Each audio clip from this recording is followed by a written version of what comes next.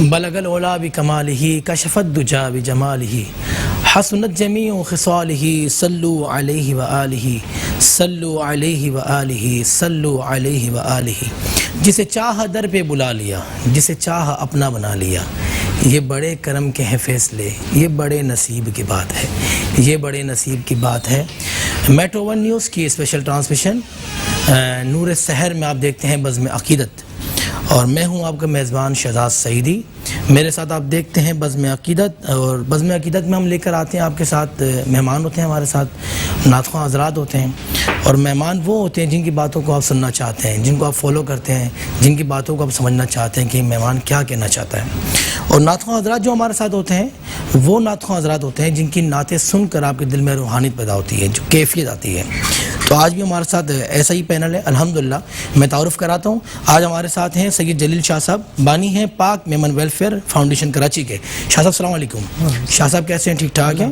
شاہ صاحب میں آپ کو خوش آمدید کہتا ہوں بزم عقیدت میں آپ آئے، آپ نے ہمیں عزت افزائی کی، آپ کا بہت بہت شکریہ. آپ کا بھی بہت شکریہ، جزاک اللہ. اور ہمارے ساتھ معروف تاجر ہیں جناب شجیل گوپلانی صاحب، جو صدر ہیں ٹمبر مرچنٹ ایسوسی ایشن کے. شجیل بھائی السلام علیکم. وعلیکم السلام. شجیل آپ تو ماشاءاللہ کووڈ-19 میں ہر چینلز پہ نظر آتے تھے ماشاءاللہ، ہر حوالے سے ہیں چینلز جیسے ہونا یہ چاہیے. جی میں تاجر ہوں.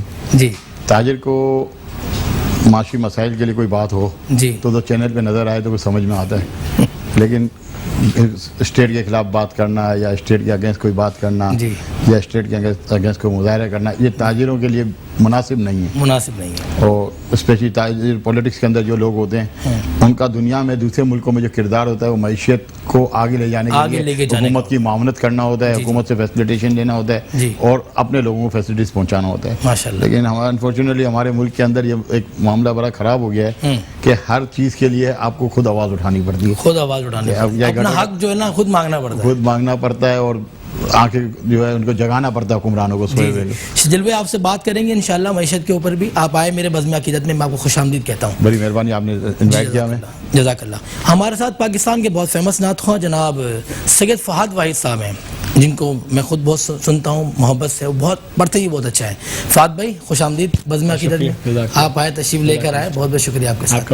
ہمارے ساتھ ایک اور بچے نعت خواں ہیں ماشاءاللہ جناب شیز. السلام علیکم، کیسے ہیں آپ؟ ٹھیک ہیں؟ طبیعت ٹھیک ہے؟ ایک اور ہمارے ساتھ ہیں ننھے منھے نعت خواں جناب محمد رضا صاحب، یہ بھی نعت خوانوں کے ساتھ انشاءاللہ پڑھیں گے اور محفل کو گرمائیں گے انشاءاللہ.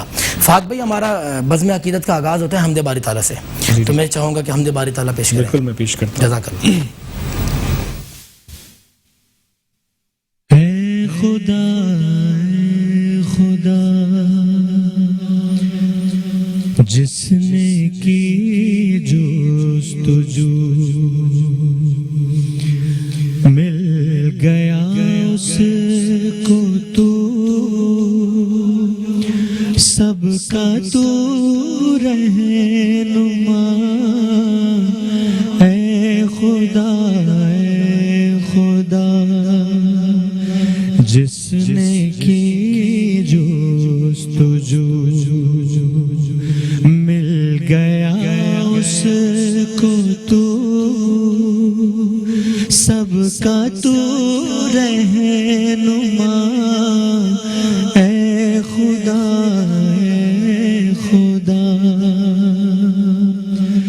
یہ زمین یہ فلک ان سے آگے تلک جتنی دنیا ہے سب میں تیری جھلک. یہ زمین یہ فلک ان سے آگے تلک جتنی دنیا ہے سب میں تیری جھلک. اے خدا جس میں کی جستجو مل گیا اس کو تو سب کا تو رہنما. اے خدا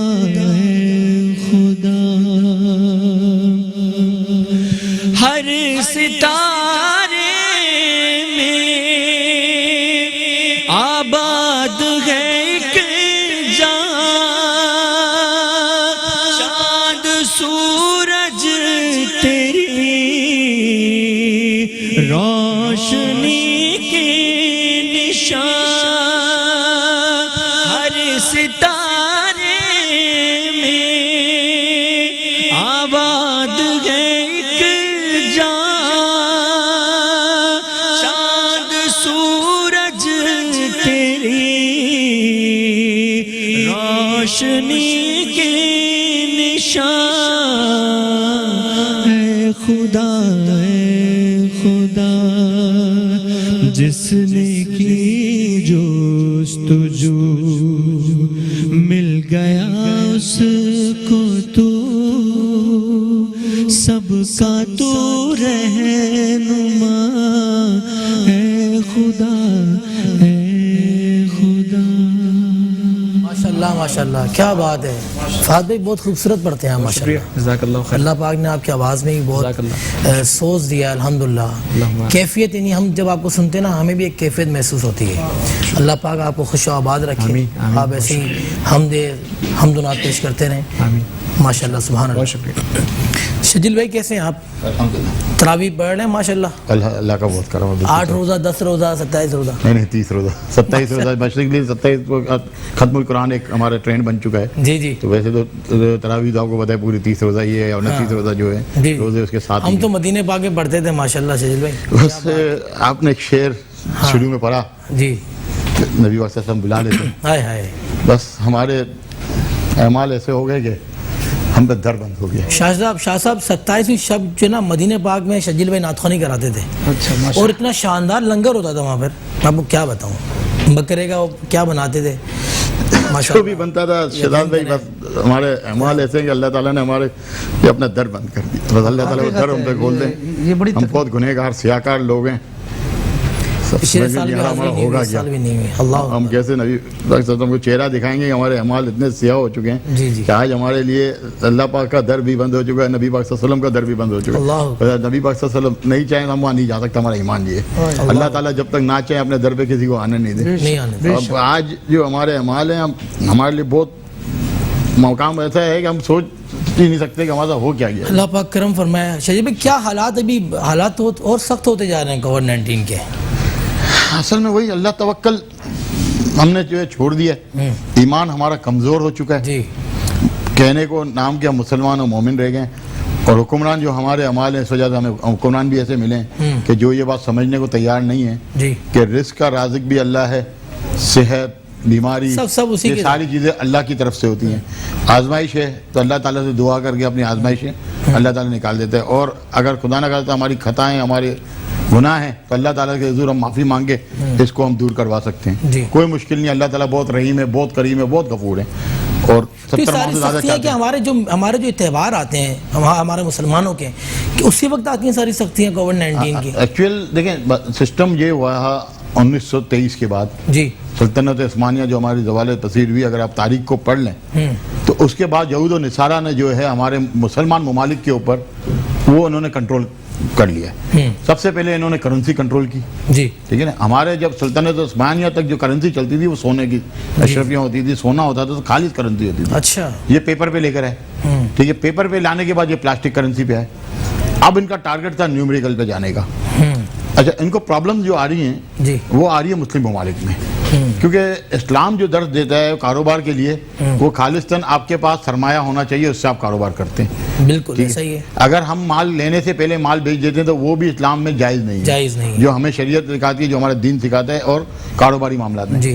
اب انہوں نے ایک چیز یہ دیکھی کہ پاکستان میں یا اسلامی ممالک میں کرنسی کنٹرول نہیں ہو رہی، تو بینکنگ سسٹم کو کنٹرول کرنا تھا، ساری چیزوں بینکنگ کے تحت، یعنی اب آپ امپورٹ جب تک آپ بینک سے انوالو نہیں ہوگے آپ امپورٹ نہیں کر سکتے کسی بھی دنیا کے ملک میں، ٹھیک ہے۔ اس طریقے سے اب یہ کووڈ-19 کا بھی جو ہے انٹرنیشنل مارکیٹ نے یا IMF نے یا آپ ورلڈ بینک کی بات کر لیں یا FATF اب جو نئی چیز آ رہی ہے فائنینشیل ایکٹ ٹیررزم فورس کی جو بات ہو رہی ہے، اس کے لیے پاکستان سے تقریباً 100 سے زیادہ لوگ تو ٹریننگ کے لیے جا چکے ہیں، اور اگلے سال یہ جب لوگ آ جائیں گے اور ایک قانون بن جائے گا تو آپ کے لیے کاروبار کرنا اور مشکل ہو جائے گا، اور کووڈ کا وہ لوگ جس طریقے سے فائدہ اٹھانا چاہ رہے ہیں وہ ہماری اپنے جو حکمران ہیں ان کا صحیح طریقے سے دین کے اوپر گرفت نہیں ہونی اور نالج نہیں ہونے، میں یہ سمجھوں گا اس میں ہمارے علماء کو بھی کردار ادا کرنا چاہیے کہ کم سے کم اویئرنیس دیں ان کو، کوئی سیمینارز کریں اور ان کو بتائیں کہ کیا اللہ تعالیٰ کے احکامات کیا ہیں, کیا ہے نبی پاک صلی اللہ علیہ وسلم نے کس طریقے سے ہمارے لیے تجارت کے اصول اپنے, کیونکہ جب تک ہمارے پاس اپنا پیسہ نہیں ہوگا ہمیں کاروبار کرنا نہیں چاہیے, اور اگر ہم اپنے پیسے سے کاروبار کرتے ہیں تو اس کے بھی بہت سے معاملات ہیں. اب یہ کووڈ کا ٹائم ہے جی, پاکستان کی اکنومی رمضان میں 2200 سے 2400 ارب روپے کا صرف آپ کا جو ہے ڈیلنگ ہوتی ہے کپڑے کے ساتھ جی تجارت بالکل ایسا ہوتا میں, ہے. اور آپ کی جو کپڑے کی تجارت ہے اس میں مین آپ کی جو ایکسپورٹ ہے وہ کپڑا ہے, آپ کی انڈسٹری ساری اس پہ چل رہی ہے, اکنومی آپ کی اس پہ چل رہی ہے, کپڑے پہ چل رہی ہے, کپڑے پہ. اور ہمارے جو یہاں پہ رہنے کا کلچر ہے اس سے بیسیکلی ہمارے امیر لوگ بہت کم ہیں ہمارے پاس, middle class lower middle class جو لوگ ہیں وہ رمضان میں خریداری کرتے ہیں جی, اور پورے سال وہی کپڑے پہنتے چلتے ہیں, بچوں کے بھی اور اپنے بھی. تو سال کے بیچ میں کوئی اتنی زیادہ شاپنگ نہیں ہوتی, سوائے کوئی گھر میں شادی بیاہ ہو تو ہوتی ہے. ایون کہ بقرعید کا بھی جو سیزن ہوتا ہے وہ قربانی کے اوپر لوگ فوکس کرتے ہیں, نہ کہ کپڑے خریدنے پہ. صحیح بات ہے, ایسا ہی ہوتا ہے. اگر یہ آخری 10 دن 15 دن ہمارے مس ہو جاتے ہیں تو ہماری اکنومی کو اور اسپیشلی ہمارے جو چھوٹے تاجر ہیں ان کے اوپر بہت اثر آتا ہے, بہت نقصان ہوگا, بہت نقصان ہوگا. اب ایک وبا ہے, ایک بیماری اگر آئی ہے تو اس سے بچنے کے لیے بہت سے انتظامات حکومت کو کرنے چاہیے تھے, حکومت نے نہیں کیے. ہم ویکسین کے لیے دنیا کے اوپر انحصار کر رہے ہیں, ہم نے اپنے لوگوں کو یہ موٹیویٹ نہیں کیا کہ ہماری اپنی لیبورٹری ویکسین بناتی, اور اس کو ہم اپنے لوگوں کے لیے بھی استعمال کرتے اور دنیا میں بھی بیچتے. الحمدللہ پاکستان جینیس ہیں. اگر یہی پاکستانی جرمنی جاتا ہے, فرانس جاتا ہے, یورپ جاتا ہے, امریکہ جاتا ہے, تو تمام شعبوں میں وہ اپنے ملک کے ساتھ اپنے بھی نام پیدا کرتے ہیں. واہ واہ کیا بات ہے. ڈاکٹر قدیر صاحب اتنی بڑی مثال ہیں. ہمارے پاس ہم نے اسکریچ سے شروع کیا ایٹم, اور ہمارے پاس ہم فائنینشلی اتنے مضبوط ملک نہیں ہیں, صرف ہمارے اندر دین کا ایک جذبہ ہے, جذبہ ایمانی, اور ہماری پاک فوج الحمدللہ اس نے ہر مشن میں ہر ٹارگیٹ پہ اپنا چیزیں اچیو کی ہیں. یہ کوئی چھوٹی بات نہیں ہے ایٹمی پاور بننا پاکستان کا, اور نبی پاک صلی اللہ علیہ وسلم کی اس پہ خاص نظر کرم تھی. میں آپ کو بتاتا چلوں, قدرت اللہ شہاب نامے میں لکھتے ہیں, قدرت اللہ شہاب صاحب پی اے تھے یا اے ڈی سی تھے پریزیڈنٹ آف پاکستان کے, ضیاء الحق صاحب پریزیڈنٹ تھے. وہ جب پریزیڈنٹ تھے تو اسلام آباد میں کال آئی, وہ اپنی بک میں لکھتے ہیں شہاب نامہ میں, کہ ایک شخص رو رہا تھا اور انہوں نے کال کی, میں پریزیڈنٹ آف پاکستان سے بات کرنا چاہتا ہوں, میرے پاس نبی پاک صلی اللہ علیہ وسلم کا میسج ہے. اللہ اکبر. تو انہوں نے پریزیڈنٹ صاحب کو بتایا.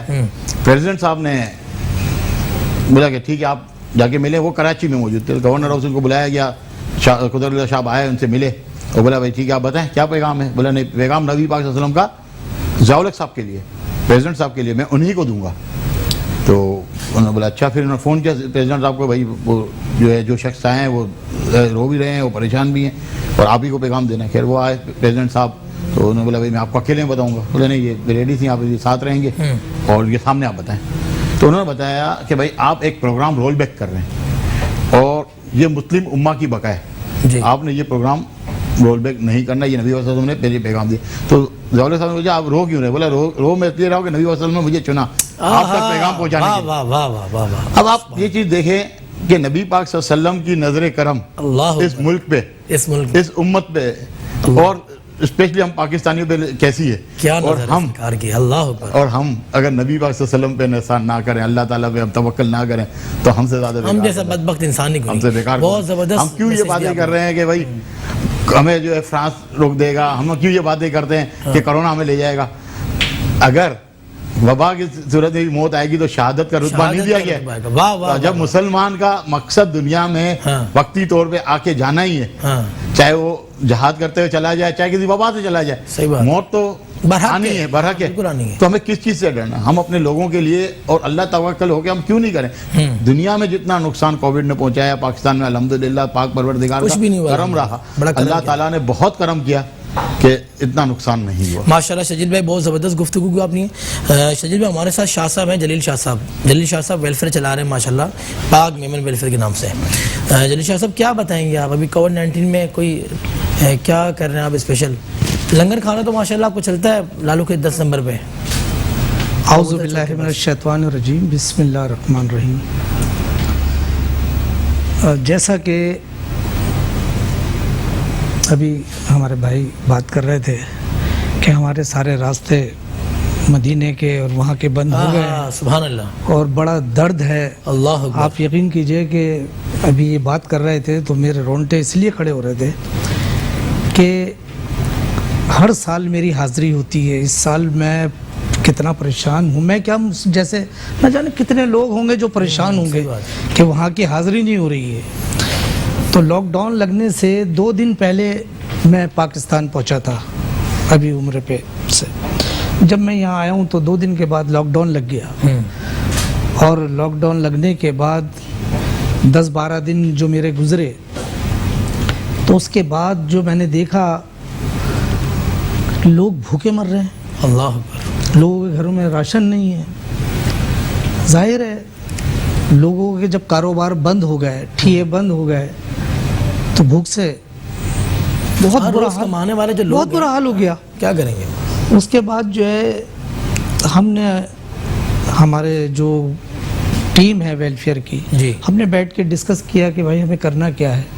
پھر ہم نے بیٹھ کے یہ فیصلہ کیا کہ ہم اپنی ٹیم کو بھیجیں لوگوں کے علاقوں میں اور یہ دیکھیں کہ کہاں بھوکے ہیں, کہاں پریشان ہیں, کہاں بے روزگار ہیں. تو ہم نے پوری ٹیم کو پھر اس طرح سے تشکیل دیا. اور اس کے بعد ماشاءاللہ میرے بیٹے اور میری ٹیم یہ سارے روزانہ گاڑی میں بھرتے تھے راشن اور راتوں کو نکلتے تھے گھروں میں پہنچانا. تو اور دسترخوان بھی مقصد کھانا تیار کر کے ہم پیکنگ کر کے بھیجتے ہیں. آج بھی وہی کر رہے ہیں. کہنے کا مقصد یہ ہے کہ ہمارے کرنے سے تو پورا ہو ہی نہیں سکتا, پورا تو اللہ ہی کے کرنے سے ہوگا. بے شک. ٹھیک ہے نا. لیکن ہم بس دیکھیں ابھی کرونا کا ذکر ہو رہا تھا, بھائی میرے ذکر کر رہے تھے. تو آپ یہ دیکھیں کہ ایک ہندو پولیس والا آپ سے فریاد کر رہا ہے کہ یار اللہ تعالیٰ آپ کی سنے گا تراویحوں میں, نمازوں میں, ہندوستان میں. جی ہندوستان میں. ہاں وہ اعلان کر رہا ہے کہ باقاعدہ کہ آپ لوگ یہ دعا کیجئے کہ اس عذاب سے ہم نکل جائیں, ہمارا ملک نکل جائے. یعنی ہمارے اندر اتنی طاقت, ہمارے دین کے اندر اتنی طاقت ہے, سمجھے. تو آج جو ہمارے اوپر مسلط کیا جا رہا ہے یہ سارے معاملات, یہ تو آپ بڑی اس سے سمجھ رہے ہیں کہ ہمیں دین سے دور کیوں کیا جا رہا ہے. دین سے دور کرنے کی وجہ کیا ہے؟ یہ کرونا کچھ بھی ہمارا نہیں بگاڑ سکتا. ہم سچے مجاہد دین کے. خیر بہرحال تو میرا کہنے کا مقصد یہ ہے کہ میرا کہنا یہ ہے نہیں شاہ صاحب کیا فوکس کیا کیا کہ پڑوسی آپ کا اگر بھوکا سو رہا ہے تو آپ یہ سمجھ لیں کہ اللہ کے آپ کی پکڑ ہے. بالکل پکڑ ہے. یہ نہ دیکھیں کہ یہ اہل حدیث ہے, یہ سنی ہے, یہ شیعہ ہے, کوئی بھی فرقہ ہے, اس کا جواب اس نے دینا ہے. لیکن اس کا جواب آپ نے دینا ہے کہ اگر وہ بھوکا سویا تو میرا کہنا یہی ہے کہ میں لوگ اپنے پیغام دے رہا ہوں اس طرح سے لوگوں کو کہ اپنے ارد گرد ضرور دیکھیں کہ اگر آپ کے علاقے میں اگر آپ 50 نہیں کر سکتے, 4 کی مدد کر سکتے ہیں, کریں مدد کریں کیونکہ یہ وقت ایسا ہے. تو لہٰذا میں جو ہے الحمدللہ اللہ کے فضل سے آج میں نے راشن تقسیم کیا الحمدللہ, اور جس میں میرے پوری ٹیم موجود تھی. جناب اشرف صاحب بھی تھے, جناب زین صاحب بھی تھے. تو آج ہم نے راشن تقسیم کیا. ماشاءاللہ بڑی تسکین ملتی ہے شہزاد دل کو نا, بڑی تسکین ملتی ہے کہ جب ہم افطاری تقسیم کر کے گھر آتے ہیں تو ایسا سرور آتا ہے, ایسا سکون آتا ہے کہ نہ جانے ہم بہت بڑا تیر مار. واہ واہ واہ, کیا بات ہے. تو یہ اس سکون کو پانے کے لیے ہر آدمی کو کوشش, اللہ پاک نے جو نا لوگ چنے ہوئے ہیں کس کی کس سے مدد کروانی ہے. تو اللہ پاک نے آپ کو منتخب کیا, آپ ماشاءاللہ کام کر رہے ہیں. اللہ پاک آپ کو خوش رکھے, سلامت رکھے. آپ سے مزید گفتگو کریں گے. ہمارے ساتھ سید فہد بھائی صاحب ہیں. شاہ صاحب نعت شریف پیش کریں حضور کی بارگاہ میں. بالکل, ایک نعت شریف کی چند اشعار پیش کرتا ہوں. آج عشق میرے نعت سنائیں تو عجب کیا. واہ واہ سبحان اللہ. موقع کی مناسبت بھی ہے. اور آپ ادیب رائے پوری صاحب کی لکھی ہے نا. جی آج عشق میرے نعت سنائیں تو عجب کیا. آج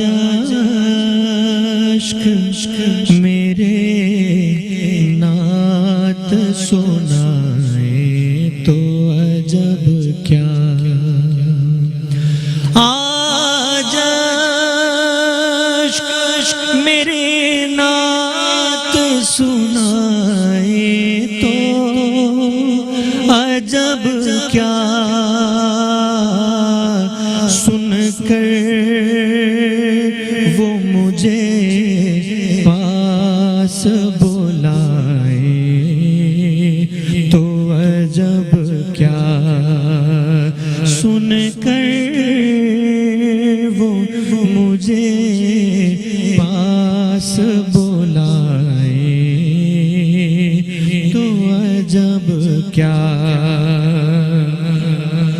ان پر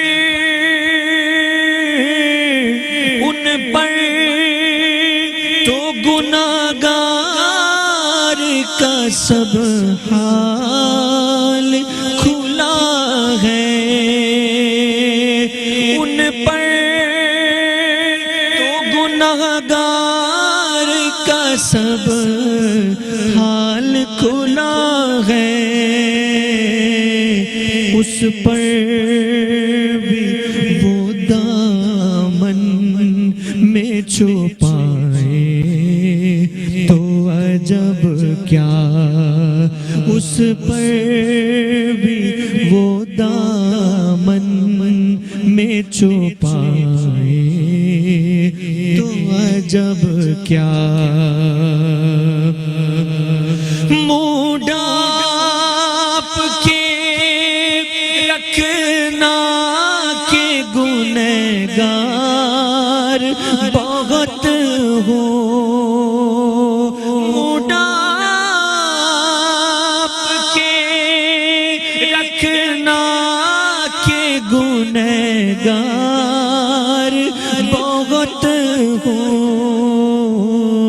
میت کو میری دیکھنے آئے تو عجب کیا میت کو میری دیکھنے آئے تو عجب کیا آج عشق میرے نعت سنائے تو عجب کیا ماشاءاللہ فہد بھائی کیا بات ہے سبحان اللہ بہت شکریہ فہد بھائی کب سے پڑھ رہے ہیں نعت شریف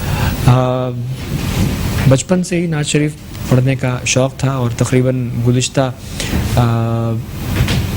30 سے 32 سال سے الحمدللہ اس نعت خوانی کے شوق کو سنبھال کے رکھا ہوا ہے فیملی میں کوئی پڑھتا تھا بھائی ویسے تو کوئی والدہ اپنے اسکول لائف میں پڑھا کرتی تھی اور شاید وہاں سے ہی منتقل ہوا ہے یہ سلسلہ تو باقاعدہ کسی سے سیکھا ہے آپ نے جی میں نے اپنے بچپن کے زمانے میں مختلف اساتذہ سے تربیت حاصل کی نعت خوانی کے حوالے سے پڑھنے کے حوالے سے خاص طور پر کلاسیکل جو نعت خوانی پیش کی جاتی ہے جو اس کے رموز ہیں جو آداب ہیں اس کا خیال رکھتے ہوئے نعت پڑھنا بھائی پاکستان سے باہر بھی کبھی جانا ہوا پڑھنا جی قریب ترین ممالک میں گیا ہوں ماشاءاللہ اچھا مجھے بتائیں یوٹیوب پہ آپ کا کون سا فیمس کلام ہے یوٹیوب پر لوگ آپ کو سننا چاہیں بہت سارے کلام سرچ کریں گے نا لوگ ابھی تو جی جی بالکل میرے بہت سارے کلام ہیں یوٹیوب کے اوپر ویسے تو میں نے کوئی اپنا آج تک کوئی چینل نہیں بنایا اچھا مگر یہ ہے کہ جو عام محفل میں جو میری حاضری ہوتی ہے اس کے حوالے سے لوگ اپنی ان محفلوں کی ویڈیوز بنا کر یوٹیوب پر جی اپلوڈ کرتے ہیں جی وہی کلام جی جی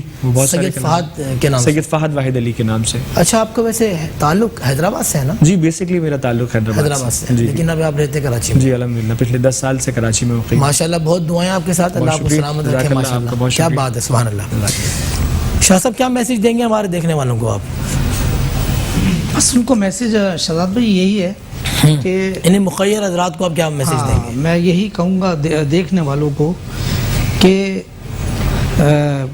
مجبور کی جو ہے مجبوری ہر طریقے سے آپ دور کرا سکتے ہیں مثلا ایک آدمی دیکھیں ایک دفعہ راشن اس کو اگر آپ دے دیتے ہیں تو وہ 10 دن اور 8 دن کھا کے ختم کر ختم ہو جائے گا پھر اس کے لیے جو ہے اس کے لیے ایک دشواری ہے تو میرا اپنا ایک نظریہ ہے کہ جو صاحب حیثیت ہیں وہ یہ دیکھیں کہ اگر میں نے اسے 10,000 روپے کا ایک ٹھیلا لگوا کے دے دیا ہے تو یہ اپنے بچوں کی روزی کما سکتا ہے. ہاں کہیں بھی ٹھیلا لگوا دیا ہے اس کا تو وہ اس کا سلسلہ بن سکتا ہے, بڑھ سکتا ہے. تو میں یہ سمجھتا ہوں کہ اللہ نے جنہیں نوازا ہے وہ اس کام کو اگر سر انجام دیں تو بے روزگاری بھی ختم ہوگی اور جو لوگ مجبور ہیں ان کی مجبوریاں بھی دور ہوں. واہ واہ, بہت زبردست میسج دیا آپ نے ماشاءاللہ. شجیل بھائی آپ کیا دیں گے, حکومت وقف کو کیا میسج دینا چاہیں گے آپ؟ میں بھی شاہ صاحب کی بات کو کنٹینیو کروں گا. ایکچوئل وہ بات صحیح ہے کہ ہم راشن لوگوں کو پہنچا دیتے ہیں, کھانا کھلا دیتے ہیں, اچھی بات ہے. مہمان نوازی کرنا, کھانے کا جو کھلانے کا کانسیپٹ جو ہمارے دین کے اندر حضرت ابراہیم علیہ السلام جب تک مہمان نہیں آتے تھے گھر پہ تب تک وہ کھانا تناول نہیں فرماتے تھے. تو بہت سی مثالیں, ساری چیزیں. جب تک ہم اپنی قوم کو امپاورمنٹ نہیں کریں گے جب تک ہم آگے نہیں جا سکتے. ہم نے لاک ڈاؤن سے جو ہم نے سیکھا, کیونکہ لاسٹ لاک ڈاؤن میں ماشاءاللہ ہماری قوم میں اتنا اللہ تعالیٰ نے جذبہ دیا ہے, اور میں سلام پیش کروں گا پاکستان رینجرز کو, کیونکہ پچھلے سال جب یہ لاک ڈاؤن آیا اور ہم کلندر ونگ کے اندر گئے, ہم نے وہاں سے رینجرز کا جو سسٹم دیکھا تو رینجرز نے کراچی کے اندر انہوں نے ہمیں چارٹ دکھایا پورا باقاعدہ بورڈ پہ, red, yellow, green, orange light انہوں نے کی ہوئی تھی. یعنی گرین میں یہ تھا کہ آپ کا 3 مہینے بھی وہاں پہ کوئی اگر لاک ڈاؤن رہتا ہے تو کوئی ایشو نہیں ہے. ریڈ ایریا وہ تھا جہاں پہ فوری طور پہ راشن کی ضرورت تھی, جو غریب ہیں بالکل ان کے راشن پہنچانا ہے. تو ہمارے تاجروں نے بھی جو ہے رینجرز کے ساتھ مل کے رات کو لوگوں کے گھروں کے دروازوں پہ جس طرح, کیونکہ ہمارے یہاں ایک مسئلہ اور بھی بڑا خراب ہے, بہت سے لوگ جو ہے صرف سوشل میڈیا پہ تصویریں کھنچوانے کے اور راشن دیتے ہیں. یہ لوگوں کی عزت نفس سے کھیلنا اچھی بات نہیں ہے. ٹھیک ہے, کہیں تشہیر آپ سمجھتے ہیں کہ آپ کو کرنی ہے کوئی چیز ڈونیشن کرنے کی تاکہ لوگ زیادہ آئیں, ڈونیشن دینے وہ الگ میٹر ہے, لیکن بہت سے لوگ گھروں پہ راشن پہنچا کے تصویریں کھنچوانا, ویڈیو بنانا بہت سے لوگ کر رہے تھے. تو یہ ایک اچھی چیز نہیں ہے معاشرے کے لیے بھی.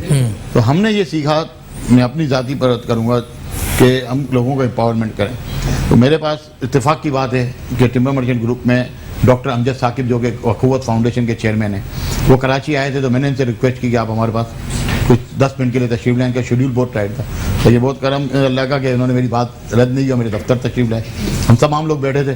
ڈاکٹر امجد ثاقب بیوروکریسی کا ایک بہت بڑا نام ہے, اور پاکستان کے اندر جو کام انہوں نے کیا بیسکلی ان کا تعلق پنجاب سے. انہوں نے 2 جگہوں پہ بہت اچھا کام کیا. ایک کیا انہوں نے ایجوکیشن کے اوپر بہت اچھا کام کر رہے ہیں. وہ NJV اسکول آپ آگے دیکھیں, میں اکثر جاتا رہتا ہوں, اور جو بچوں کا وہاں پہ اسٹینڈرڈ ہے اس وقت ایجوکیشن کا اور ان کا رہنے کا, تو جو ایٹماسفیئر ہے, میں بولتا ہوں بیکن ہاؤس, کراچی گرامر, سٹی اسکول, اس کے سامنے کچھ بھی نہیں ہے. ماشاءاللہ انہوں نے ڈیلیور کیا. اس طریقے سے میں ایک ان کی یونیورسٹی ہے قصور میں وہاں جا کے میں نے وزٹ کیا, اور میرے کو بڑی خوشی ہوئی کہ ہوتا کیا ہے, ہمارے زیادہ تر جو ادارے ہیں وہ کراچی, لاہور, اسلام آباد مین سٹیز کو فوکس کر رہے ہیں, دور دراز علاقوں میں نہیں جا رہے. جیسے تھر میں اس وقت دیکھیں کتنی غربت ہے, وہاں پہ کام کرنے کی ہمیں بہت ضرورت ہے. ہمارے لوگ جو بھی فاؤنڈیشنس ہیں ان کو, تو خیر ان سے میری بات ہوئی کہ یہ معاملہ ہوا ہے اور اس میں ہم امپاورمنٹ کے لیے کیا کام کریں.